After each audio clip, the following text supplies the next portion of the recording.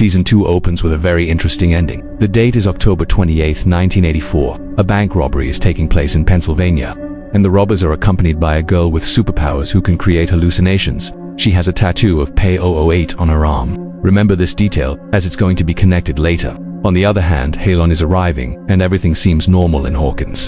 A new girl named Max has joined the school, who is currently the center of attraction for the kids. Joyce is now dating her old classmate Bob, a very sweet guy. Hopper is investigating the fields where pumpkins are mysteriously rotting and dying. It's a little weird, but no one can yet understand how close the danger is. Mike and Nasty, both 11 and Bar Cook, are in a very emotional state. This is where Murray Bowman, a conspiracy theorist, enters. He is investigating everyone who met 11. According to him, the 11th may be a Russian spy. Bar's parents hired this theorist to find her, and Will's brother, Will, is not feeling well. He's having visions of the Upside Down and keeps seeing a large tentacled shadow monster. Joyce and Hopper take him to the lab, where there's a new director, Dr. Owens. He says it's PTSD, the anniversary effect, but we know the truth is something else, and that interdimensional gate in the lab's basement is growing much bigger. This is where things are going to get complicated. The episode ends with a twist.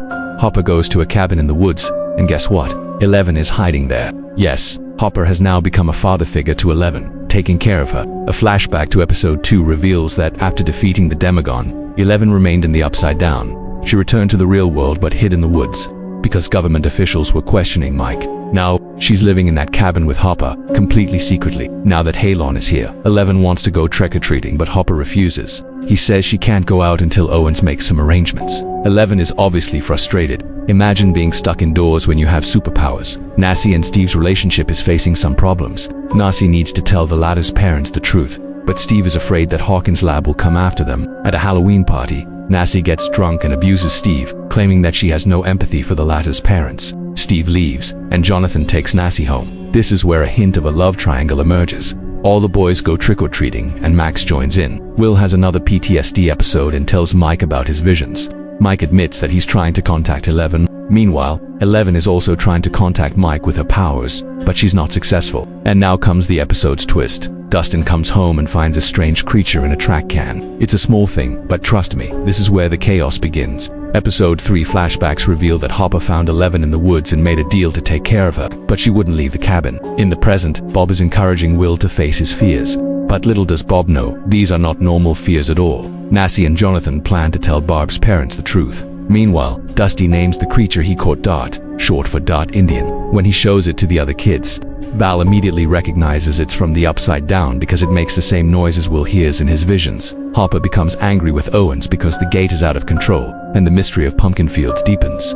Bored in a cab, 11 goes to school to see Mike. But this is where a misunderstanding occurs. She sees Mike arguing with Max and thinks they're flirting. A classic misunderstanding, and then a big moment. Will travels for another episode. Following Bob's advice, he confronts the shadow monster, but this plan backfires. The monster becomes attached to Will, and this is the turning point of this season. Episode 4, Will faints, and when he regains consciousness, he behaves strangely. He scribbles on paper and demands that the house be kept cool. 11 and Hopper have a fight because she had escaped from the cabin. In a fit of rage, 11 uses her powers to break all the cabin windows. This father-daughter relationship is incredibly strong and high, with emotions running high on both sides. Joyce and Hopper discover that Will's scribbles actually line up. This is a map. Hopper understanding. He suspects it's vines and goes to investigate. Meanwhile, when Nassie and Jonathan go to visit Bob's mother, they are captured by the Hawkins lab staff. Owens shows them the portal to the Upside Down and admits that Bob is dead there. He says he doesn't want foreign governments to know this secret. Unbeknownst to Owens, Nassie was secretly recording Owens. Then, a hero cat, Max's stepbrother, enters, and it's immediately revealed that he's a very dangerous man. He's violent and warns Lucas to stay away from Max. 11 finds Hopper's research about her biological mother, Terry Evis, in the cabin. She attempts to contact Terry with her powers. Meanwhile, the situation at Dustin's house has worsened. Dart has escaped through the gate. He also ate his pet cat, and it turns out he's actually an infant Demagon. This cute little creature has now become dangerous. The last scene is brutal.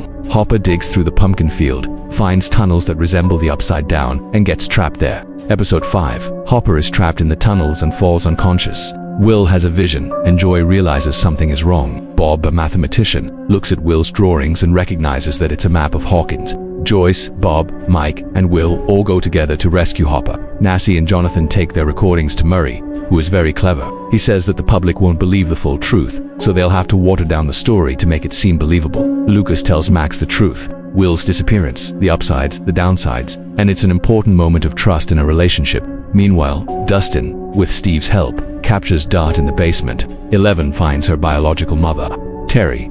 Terry is mentally damaged.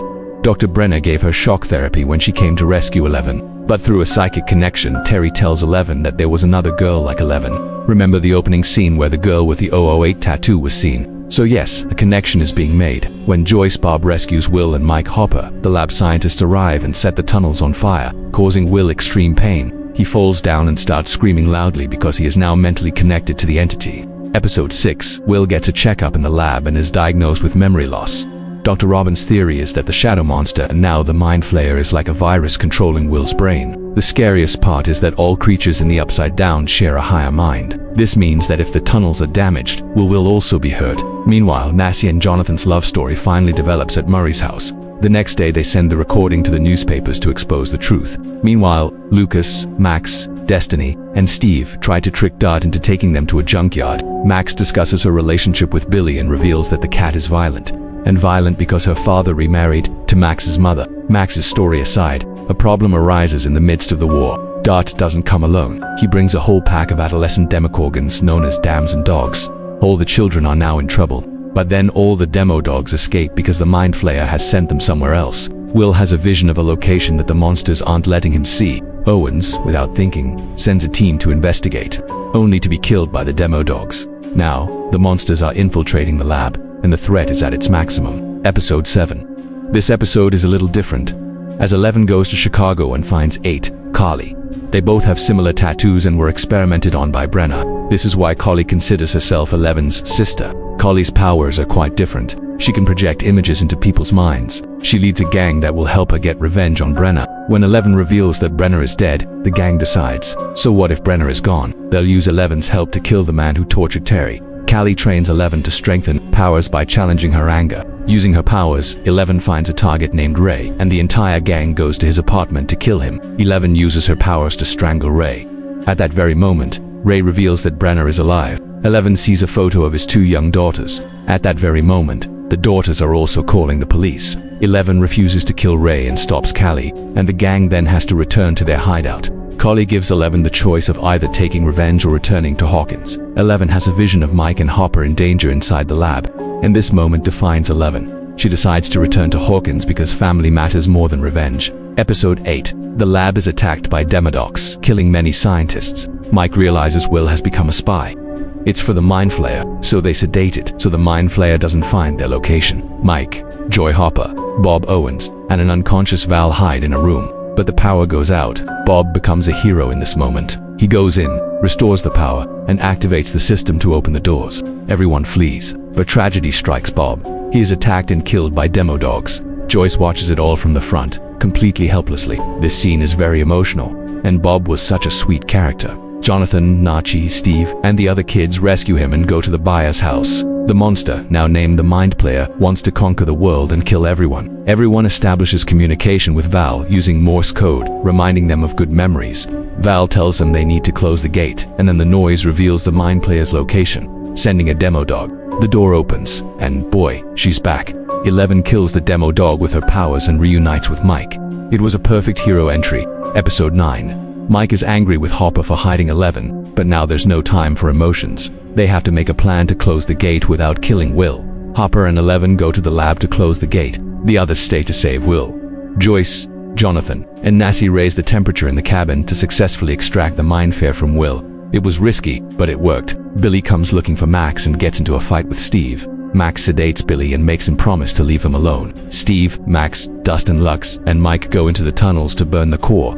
As they escape, Dart stands in front of them. But Dart, who was Dustin's pet, lets them go. It's a very emotional moment. In the lab, 11 tries to close the portal. The remaining Demo Dogs try to stop her, but Hopper neutralizes them, and then 11 closes the gate with pure power. A month later, Owens helps Hopper officially adopt 11. Now she is legally Jane Hopper. At the winter formal, everyone is happy. Mike and 11 dance and kiss. Lucas and Max are together. Nachi dances with a heartbroken Dustin because her crush rejected her. It's a cute yet sad moment. But the last scene is chilling. The Mind Fair is still alive in the Upside Down, watching over Hawkins Middle School. The message is clear. It's not over yet. The stage is set for Season 3. So, that was our Season 2 recap. Now get ready for Season 3.